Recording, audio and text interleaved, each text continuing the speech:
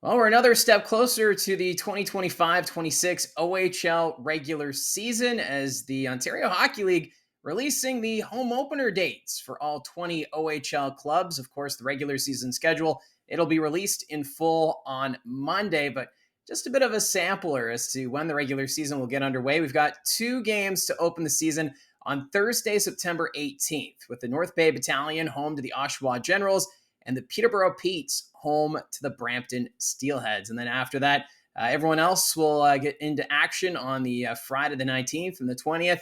The London Knights are going to raise their OHL championship and Memorial Cup banners on Friday the 19th.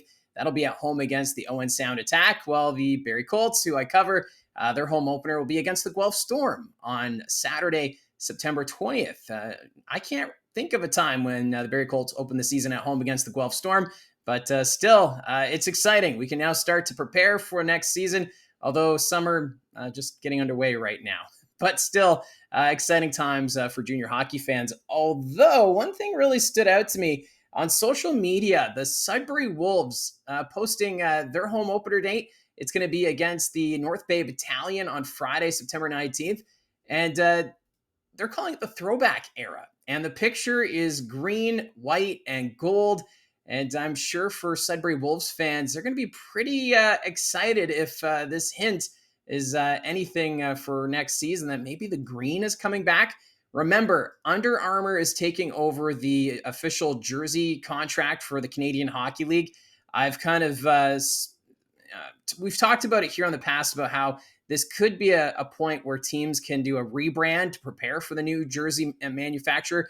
We saw this back in 2009 when Reebok brought in the Edge jerseys, and several teams took advantage with a whole rebrand, thinking to the likes of the London Knights, for example. They had that big switch. Also, the Peterborough Petes and the Sudbury Wolves at that point also generating a new look coming out of that. But it seems as though with this Under Armour announcement, maybe the Sudbury Wolves are going back to green full-time. When I covered the Sudbury Wolves back in the 2011-2012 season, that's when they first announced in the 40th anniversary season that the Wolves would be bringing back a retro green jersey. Mark Burgess, who of course was the owner at the time, flat out said it's an ugly jersey and that his dad, Ken Burgess, would never have approved having green brought back. But it's been something the fans have been calling for. And ever since that retro jersey in the 2011-2012 season, Sudbury Wolves fans have been eagerly awaiting for a return to the green. We saw a full green jersey after that season, as far back as 2017 was the last time I recall seeing the green jersey for Sudbury. But are the Wolves going green full time? I think they would look sharp if they went back to the green look.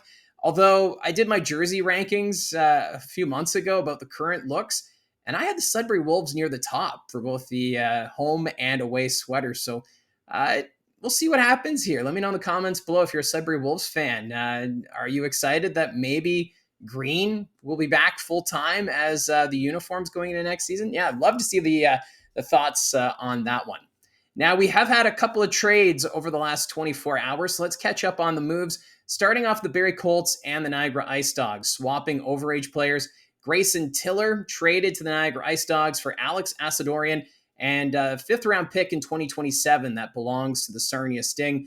This pickup, it's an interesting move for both teams as Grayson Tiller grew up in the Niagara region, so it's a bit of a homecoming for him. While Alex Assadourian, he's from Stouffville, so coming to Barrie, maybe a bit of a homecoming. Stouffville's kind of between Barrie and Oshawa, but still, these two players bring something different. Grayson Tiller, a well-liked player in the dressing room of the Barrie Colts, a very smart player, intelligent, and he was kind of buried on the depth chart last season, playing behind the likes of Tristan Bertucci, Bo Akey, Keishon Aitchison. We never, I think, saw the full potential. Remember, he did have a hat trick in the first half of the 24-25 season, and really since then, you kind of wondered, okay, are we going to see more offense from Grayson Tiller? But that opportunity never came. In the regular season, 7 goals, 13 assists, 20 points. But in the playoffs, 2 goals, 8 assists, 10 points in 16 games. He's a defenseman that you can count on. He's very reliable in the back end. And that's an area for the Niagara IceDogs they're looking to improve on. They have the offense up front with the offensive skill, but the blue line is an area Niagara was looking to improve on. So they bring in Grayson Tiller to be one of their overagers going into next year. Now, as for Alex Assadourian, He's got a nose for the net. We saw that in the playoffs in the first round between Barrie and Niagara. 4 goals, 2 assists, 6 points in 5 games. The only knack against Assadourian is his health. He has missed significant time due to injury throughout his OHL career. Last year, for example, he only played 38 games, 14 goals, 18 assists, 32 points. The year prior, 45 games with the IceDogs, 8 goals, 19 assists, 27 points. So you see there that, injuries have been an issue for Alex Assadourian, but still, he's great in the faceoff dot, and he does have that nose for the net. So for the Barrie Colts, losing plenty of offense with the graduating players from this past season, so they're looking to fill that gap a bit here with a player like Alex Assadourian. So it's a trade for both teams that fill a need. I know there's some Niagara fans who are upset to see Assadourian traded out of Niagara, but still, I think they're getting a pretty good defenseman with Grayson Tiller. Tiller, I was kind of thinking maybe for next year, he might take that next step. Maybe we'd see a little bit more offense. So he'll also be reunited with Jack Browdy, who, of course, is also a former Barrie Colt. So, this an interesting move there between the Barrie Colts and the Niagara IceDogs. So both teams getting a little bit of something that they're looking for going into next season. Now, there was another trade announced this morning, this time between the Peterborough Petes and the Kingston Frontenacs. The Frontenacs, they've been a busy team this summer. They have traded Matthew Soto to the Maroon and White for 3 draft picks, a 3rd-round pick in 2027 that belongs to Sarnia, a 5th-round pick that belongs to Oshawa in 2027, and their 2029 5th-round pick. So not as big of a package as we saw with Sam McHugh when the Brantford Bulldogs picked him up from the Flint Firebirds, but for Kingston, getting 3 draft picks in return for Matthew Soto, I think is a good haul for them. And remember, this is a Pete's team that's missed the playoffs the last 2 years. They're looking to take that step to be one of the more competitive teams in the Eastern Conference. And with the way they've been drafting, their scouting department, I feel like the Petes are a team to maybe keep a close watch on to see how big of a step they're ready to take going into next season. But for Matthew Soto, 58 games last year, 18 goals, 16 assists, 34 points. A bit of a drop-off from 23-24 when Soto had 25 goals, 31 assists, 56 points. And then in the playoffs, Soto went a little quiet for Kingston.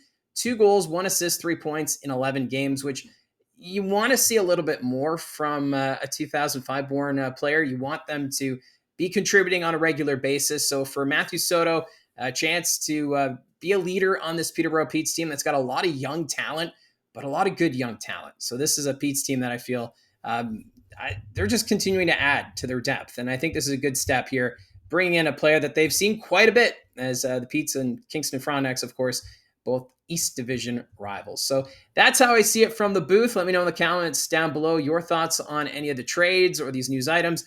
Also, a reminder that tomorrow I'm going to have an interview posted on the channel talking about the upcoming NHL draft and looking specifically at the OHL prospects. I'll be joined by an NHL hockey analyst from Sportsnet. I'll give you that hint there as to who will be joining us here on the channel tomorrow. So stay tuned for that. And don't forget to hit like and subscribe, and we will talk to you again soon.